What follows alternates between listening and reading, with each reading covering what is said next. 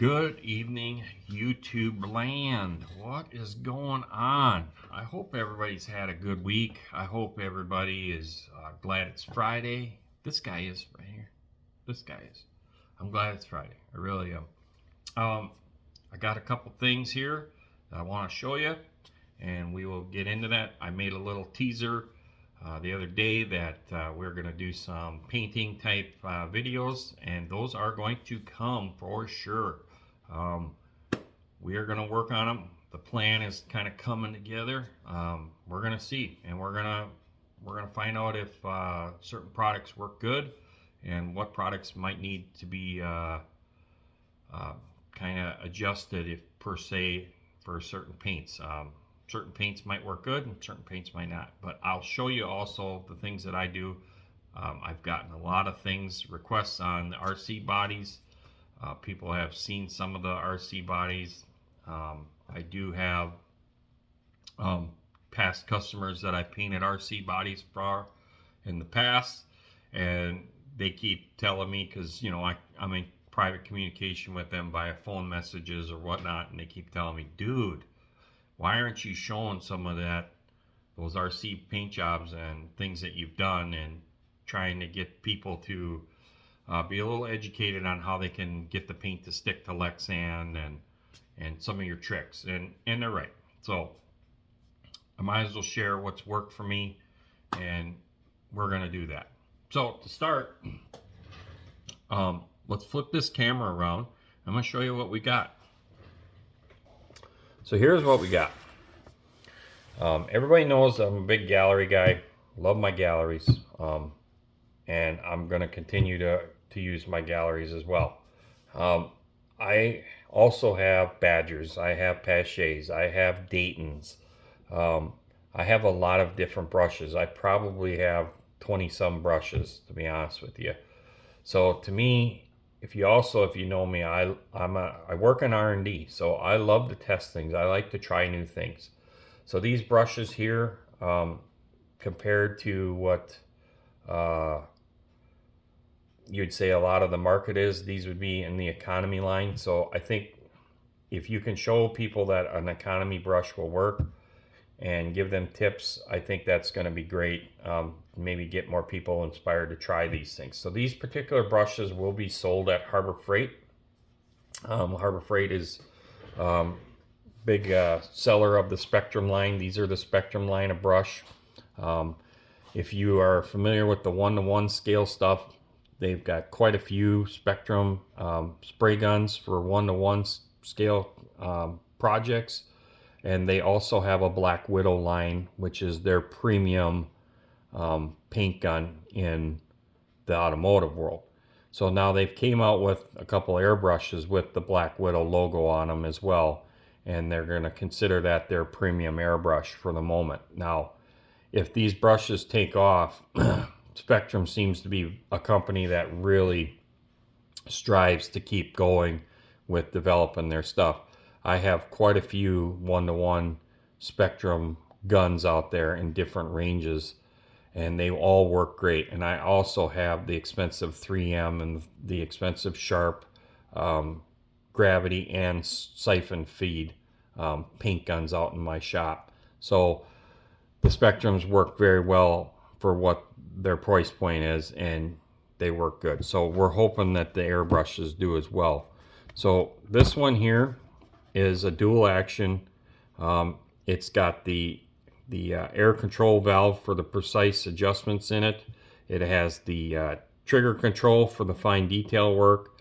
It has 2 needle sizes. You got a 0.2 millimeter and a 0.3 millimeter, and you get 2 air caps included. You get your solid round, which is kind of standard, but you also get a crown cap for your close operation. So that's really cool that they've got that all in one kit. The other one is their trigger line. So this is a dual feed as well. You still have your your trigger control for your detail work. They claim that their grip is ergonomically designed for comfortability. They've got two different needle sizes in the kit. So you get a 0.3 millimeter with this one and a 0.5 with this one. And you also get two air caps with this as well. You're going to get your solid general round one, and you're going to get the fan pattern cap for your wider sprays in this brush, all in one kit. That is very cool. And if we turn these boxes around, you can see they got a little bit of a detail here. I have not opened them up yet. It also does say that it comes with the 1/8 inch quick connect fitting as well. So that's good. That means they'll plug and play right into my system. So from what I've been told, these brushes are going to point kind of price point at around the $70 mark. Depending on the area. So some areas they could be $80 because I've talked to a gentleman that I know on the West Coast that paints a lot of motorcycle tins, and he's already tried this one here, and he told me that the price point was going to be $79. I've been told 70 was the price point. I don't know for sure. Don't quote me on that. And I would think that the trigger one's more compared to the like your other manufacturers. The trigger ones are a little bit more than your standard conventional style button type. But from what I've been told, these are both price pointed at that $70 mark. So, like I said, don't quote me on it. That's just what I was told. I'm excited to try them. Now, what I'm going to mainly use these on is RC. For now, we will dabble because I like to test stuff. I'd like to try. I like to experiment. And we will do a model body, and we will shoot lacquers and enamels. But the first thing we're gonna shoot is gonna be some RC bodies that I have cars that are ready to go here to paint, and they need to get painted. So we're gonna run acrylics through here. I will show everybody my acrylics when the time comes, and we will go from there. Very excited to try this. Now, getting into where I was going. See, my mind kind of wandered there a little bit. I'm excited to get these.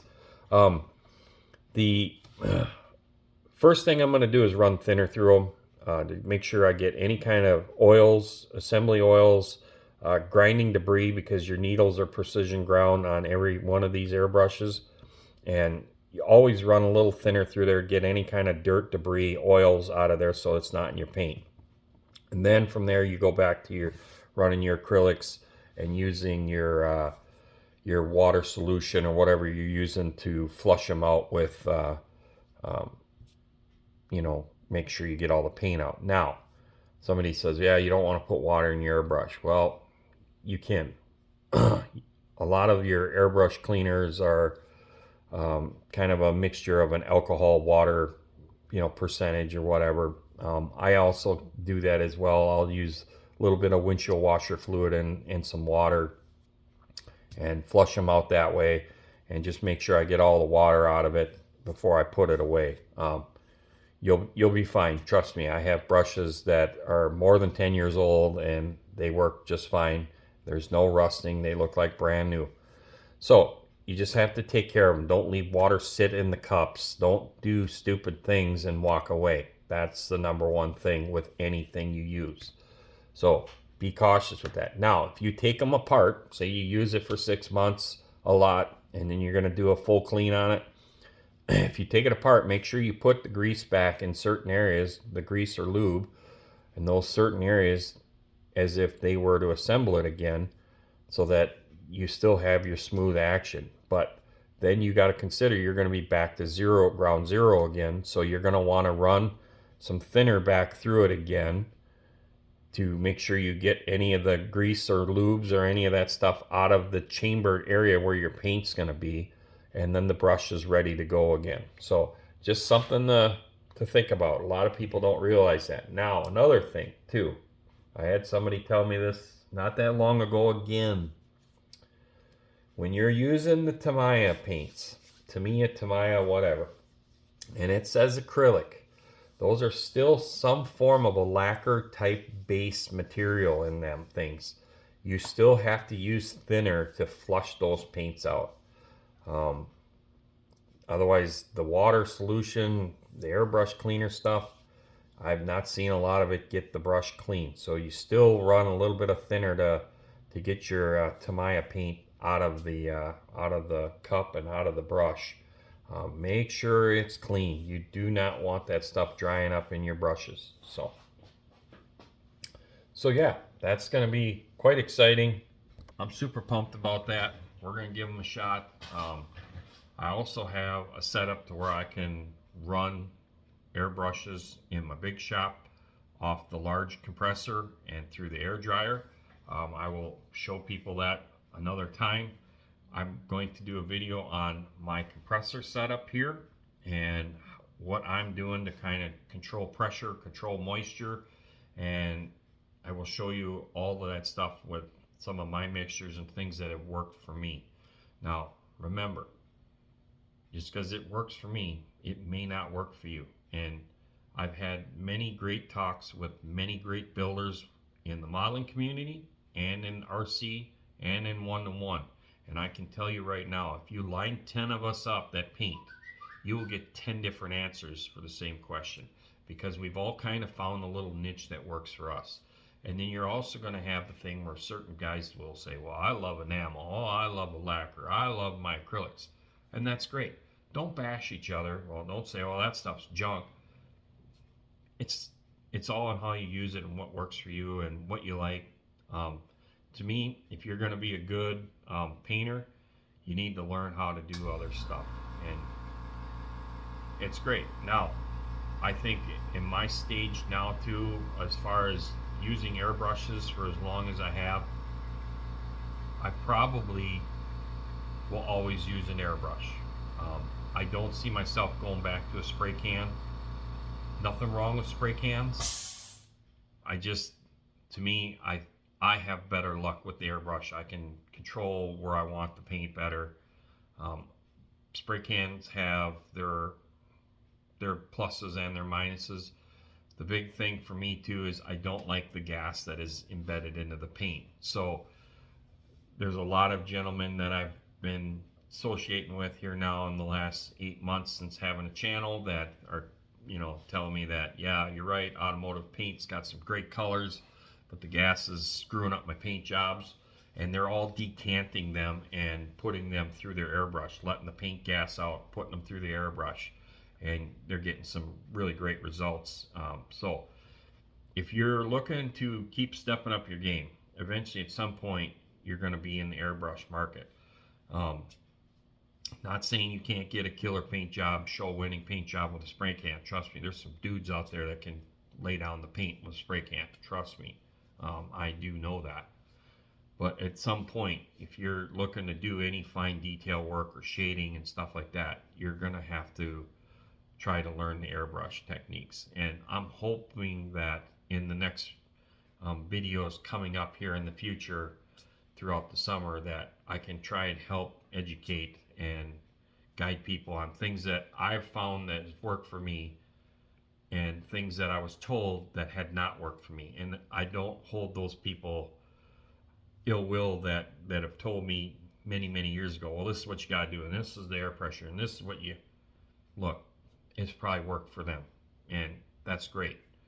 But I used that as a starting point, and I bled off of that and found what worked for me. And that's all I ask of you when the time comes, is take my numbers or whatever as a starting point and get creative and move the pressure around and change the mixtures and do whatever you got to do, the needle that you think works best for you, etc. So with that being said, I'm going to hop off of here because we're already at 14 minutes, and we'll hope that everybody has a good weekend, and take care.